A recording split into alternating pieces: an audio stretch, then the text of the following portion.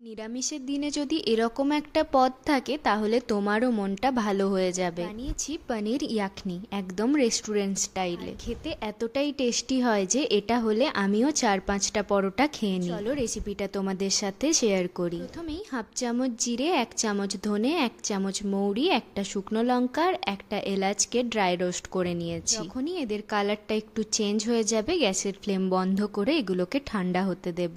এখানে আমি 250 গ্রাম পনিরকে বেশ সুন্দর করে কেটে নিয়েছি। প্রথমে দুভাগ করে নিয়েছি, তারপর এক একটা ভাগের মাঝখান বরাবর কেটে নিয়েছি। তারপর এক একটা ভাগকে ত্রিভুজের মতো করে কেটে নিয়েছি। তোমরা চাইলে চৌকো করেও কেটে নিতে পারো। যদি ত্রিভুজের মতো কাটো দেখতে খুব সুন্দর লাগবে। সব পনিরগুলো কাটা হয়ে গেছে। এবার একটা বাটিতে আমি জল গরম করে নিয়েছি, তার মধ্যে 1 চামচ মতো নুন দিয়ে দিয়েছি। নুনটা ভালো করে গুলে নিয়ে পনিরের টুকরোগুলো জলের মধ্যে দিয়ে দিয়েছি। পনিরগুলোকে এভাবেই ভিজিয়ে রেখে দেব ততক্ষণে বাকি কাজগুলো করে নিই। ড্রাই রোস্ট করে রাখা মশলাগুলো ঠান্ডা হয়ে গেছে। এবার গ্রাইন্ডারে নিয়ে একটা গুঁড়ো বানিয়ে নেব। একদম পুরো মিহি করিনি, একটু গোটা গোটা করে গুঁড়ো করেছি। আর এদিকে কয়েকটা কাজু আর মগজ জলে ভিজিয়ে রেখেছিলাম, সেগুলোও গ্রাইন্ডারে নিয়ে নিয়েছি। আর কয়েকটা আমন্ডও ভিজিয়ে রেখেছিলাম, সেগুলো খোসা ছাড়িয়ে নিয়ে নিয়েছি। তার সাথে 2টো কাঁচা লঙ্কা, 3 চামচ দই আর পোস্ত বাটাই ছিল, সেজন্য পোস্ত বাটাটাই এর মধ্যে দিয়ে দিয়েছি। তোমাদের পোস্ত বাটা না থাকলে 1/2 চামচ গোটা পোস্ত দিয়ে দেবে, দিয়ে ফাইন একটা পেস্ট বানিয়ে নেবে। এবার কড়াইয়ে তেল গরম করে দারচিনি তেজপাতা ফোড়ন দিয়ে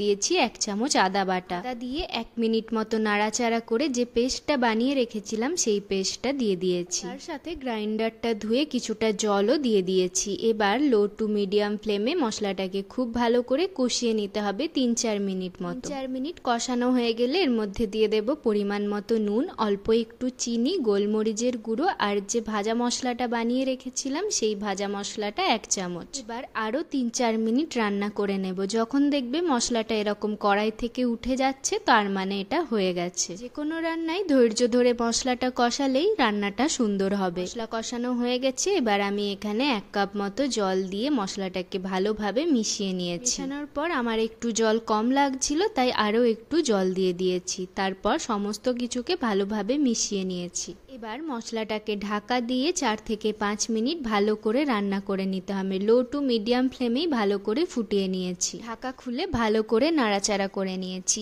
এবার গরম জলে যে পনিরটা ভিজিয়ে রেখেছিলাম সেই পনিরটা গ্রেভির মধ্যে দিয়ে দেব। গরম জলের মধ্যে পনিরটা ভিজিয়ে রেখেছিলাম বলে দেখো পনিরটা কতটা সফট হয়ে গেছে। এবার জল থেকে তুলে গ্রেভির মধ্যে পনিরগুলো দিয়ে দেব। গ্রেভির সাথে পনিরটা ভালো করে মিশিয়ে নিয়েছি। এখানে একটু সাবধানে নাড়বে, না হলে পনিরগুলো ভেঙে যেতে পারে। আর ওপর থেকে দিয়ে দিয়েছি কিছুটা কাসুরি মেথি। ভালো করে নাড়াচাড়া করে এবার ঢাকা দিয়ে আরও 4 থেকে 5 মিনিট বেশ ভালো করে ফুটিয়ে নেব। 4 থেকে 5 মিনিট পর ঢাকা খুলে একবার চেক করে নেব যে ভালোভাবে নরম হয়েছে কিনা। পনিরগুলো একদম সফট হয়ে গেছে। এখানে আমি ক্রিম পনির ইউজ করেছিলাম, তোমরাও পারলে ক্রিম পনিরই ইউজ করো। সব শেষে ওপর থেকে কিছুটা ধনেপাতা কুচি আর চেরা কাঁচা লঙ্কা দিয়ে ভালোভাবে মিশিয়ে নিয়েছি। 1 মিনিট মতো ফুটিয়ে নিয়েছি। তারপর গ্যাসের ফ্লেম বন্ধ করে ঢাকা দিয়ে আধ ঘন্টার জন্য স্ট্যান্ডিং টাইমে রেখে দেব।